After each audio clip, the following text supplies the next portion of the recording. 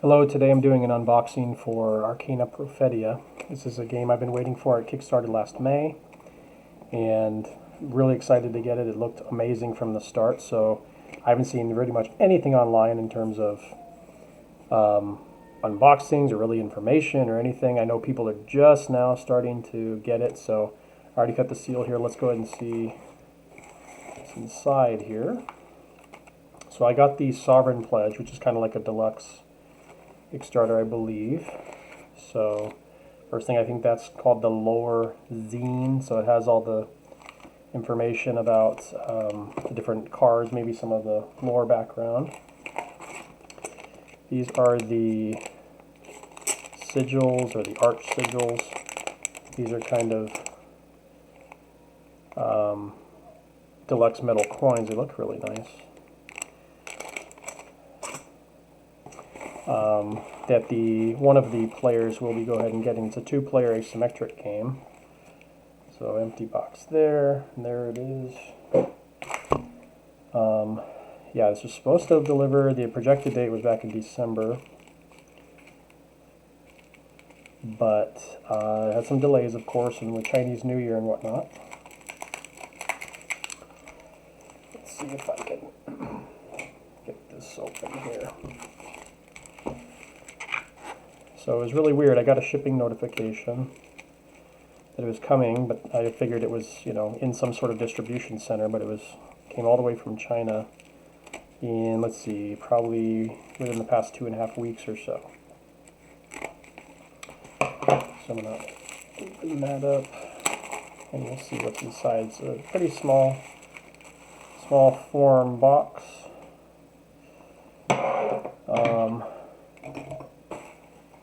I don't know, you can probably see, my lighting's not very good because it's right on there, but that's kind of what it looks like. I'll take the plastic off. The corners and back and everything seem pretty good condition. Have a little pin here, but yeah, just everything about it. The campaign, I don't know what it raised American dollar wise, maybe 20,000, 30,000, I'm not sure. But it was kind of, I did it on a whim, mostly on the art, but the game itself seems very interesting. Two-player asymmetric game.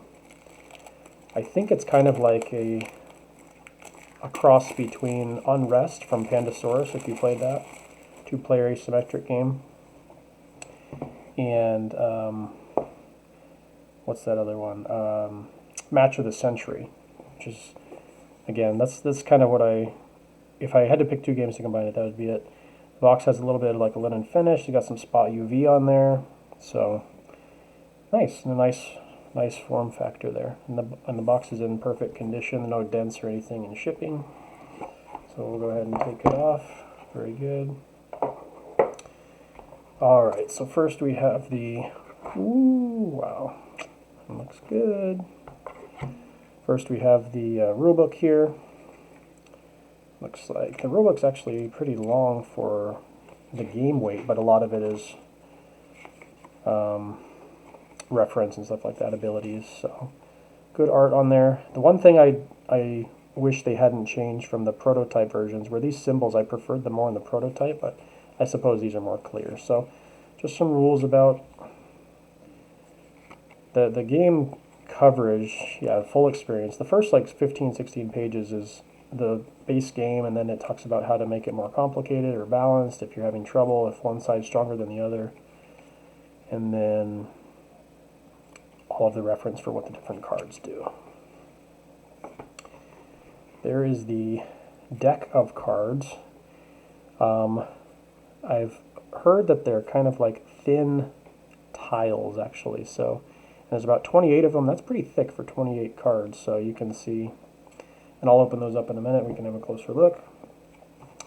We have a pre-punched token. Looks like some of the things come in punch board. This is the Relic of the Dead God. Let's see if I can get it to focus there. Sorry, my camera's not very good. I don't usually do this, but I wanted to put something out for this game since I think it deserves a lot more attention. This is the Relic of the Dead God. The Sovereign player can move it around to block spaces. This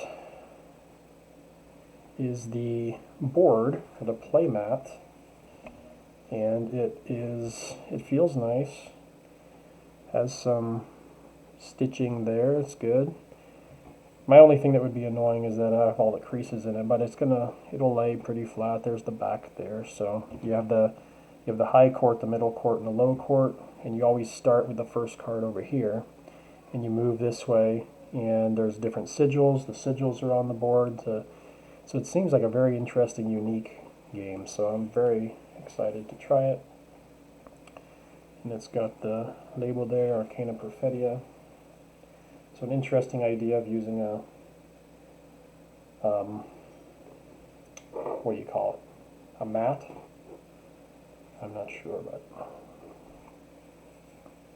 cool. And then we have some punch boards here. These are the chain tokens. Can get that out. So these, when you have cards next to each other, adjacent to each other, that add up to 10, because cards have values of 1 to 9. When you have two cards next to each other that add up to 10, you place a binding token or a chain token on them. And then when the chain token itself, it allows the cards not to flip, because one player wants it on one side and one player wants it on the other. So these allow them not to flip, but they can still be broken if a card moves. So you get 1 on there, you get 2 on there, and eventually you'll get 3 on there, and then it can't be moved or flipped. These are, they're not bad. I don't know what they are, 2 millimeter. They're not super thick or anything, but they seem pretty good. Both double-sided there. And the last part here, there's 2 other little mini punch boards. I was curious. Oh, there we go. Yeah, interesting. I'm curious how that would work. Interesting. All right, so these are the last sovereign player has tokens 1 through 9. You can see there's an extra token here. I think that's kind of a fake, so that they may not know what you're picking. But they have 1 through 9, and they're predicting what the Fates player is going to play down. So the longer the game goes, the better chance they have of correctly predicting. But again, these are not like anything special. I do wonder though if you had some sort of, if these started to chip or something on the back, then the Fates player might be able to say, oh, I know what one he's playing, but that's probably just a small issue. And then we have 9 and the bonus token. Now these are the standard sigils, cardboard sigils. And I actually liked the look of these because they had more color in them. If it will focus, I don't think it will because my camera's not good. This one, the arch sigil, this one has some actual color to it. Versus, I'll take out this is the deluxe one. It's really nice and big, and it's gold. But I actually kind of liked the cardboard version because it has that little blue to it. But this is really nice token as well.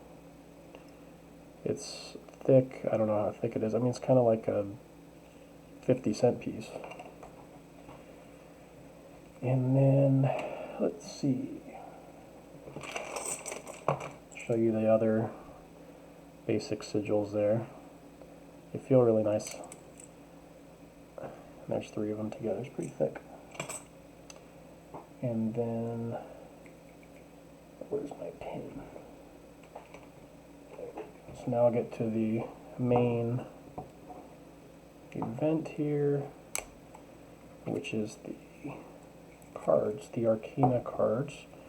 I believe there's 3 sets, number 1 through 9, and then there's so that's 27, plus the first card here, which is called the Celestial. On one side it's the sun, on the other side it's the moon, and that I believe is played in every game, but otherwise you can sort of mix and match.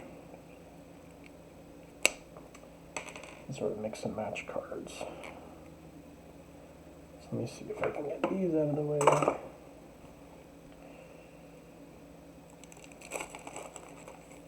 Just want to go through and check. They are foiled, which I know some people in the campaign were maybe against because you don't want too much foiling on the card, but yeah, we have 2 reference aids here. And I'm not sure how you would, I mean, let's compare these to a tile. Definitely thinner than the tile, but it's like just barely.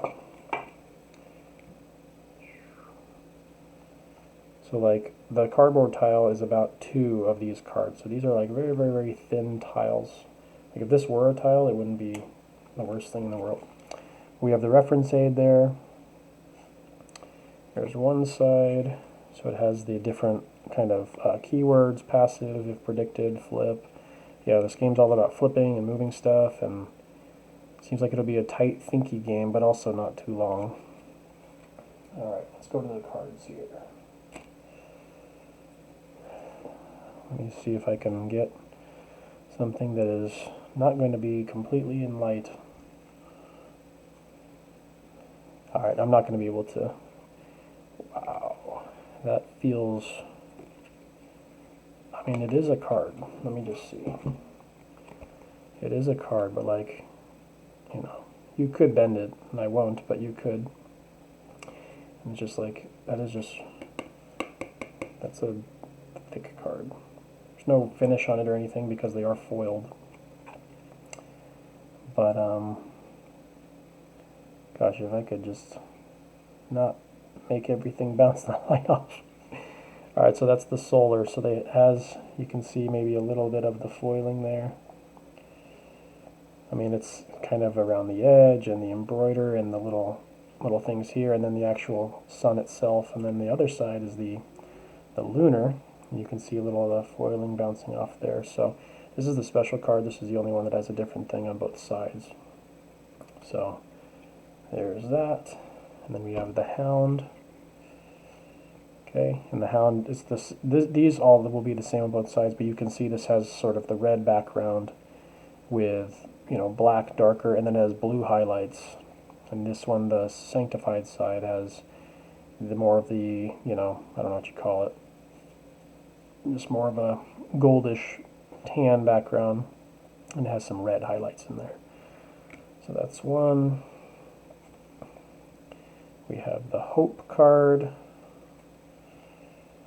I just can't get the light is just not great in here, and it's not focused. So there's the hope card. Let's hope. Oh my gosh, these are beautiful.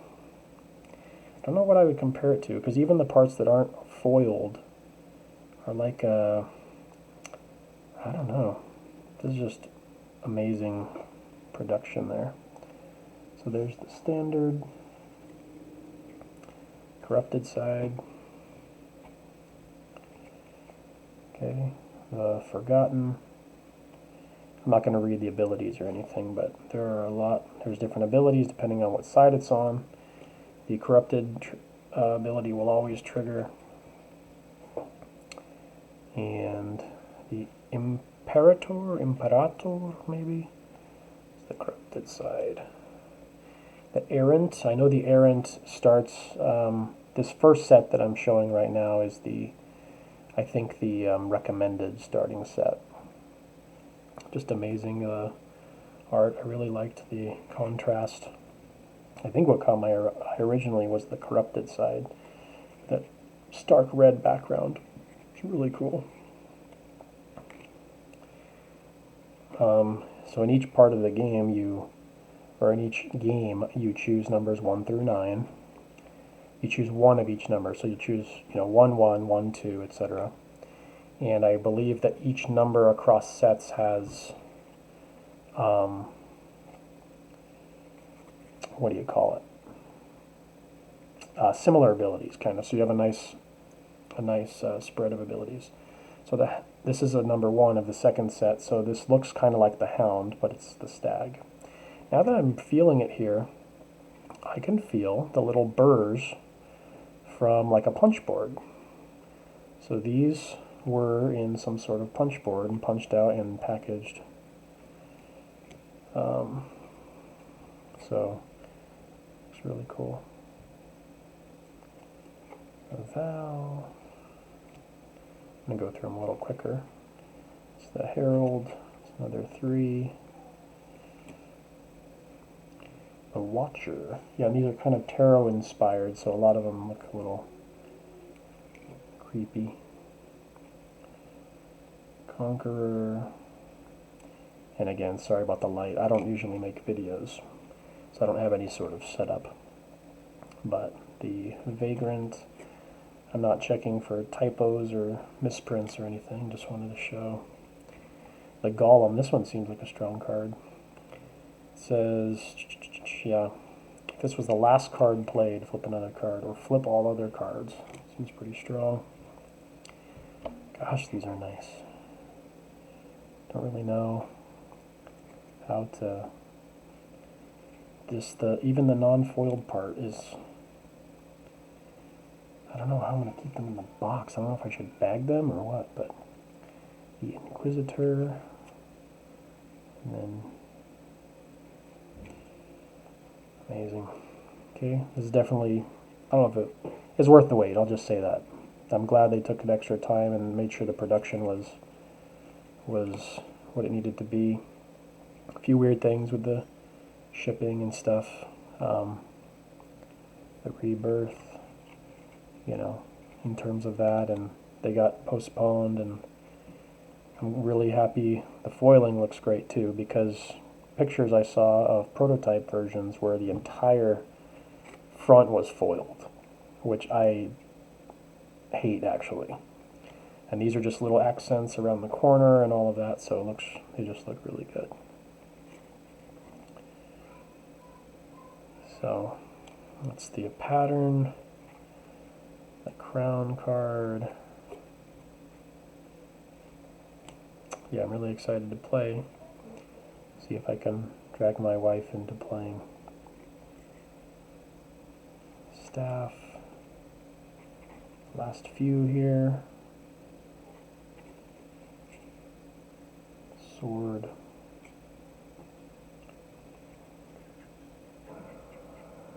Feast. And this is the last 9, that's the Shroud. So, cool, those are the Arcana cards. And then each of the different sides, the Fates cards have these, that's weird. The Fate cards have these kind of, once you play the game a few times, you can add these kind of extra abilities or extra rules to the game. And you can see that on the other side, again, I have a little bit of foiling on there. And these are just kind of extra rules that will be in play. Yeah, I can see the little burrs here. So these were in a punch board, apparently. These are not just regular cards. And then the Last Sovereign, that's what they use the sigils for. They keep it on their card here. And the base side is here, the Sigil of the Dead God, with a little bit of foiling there.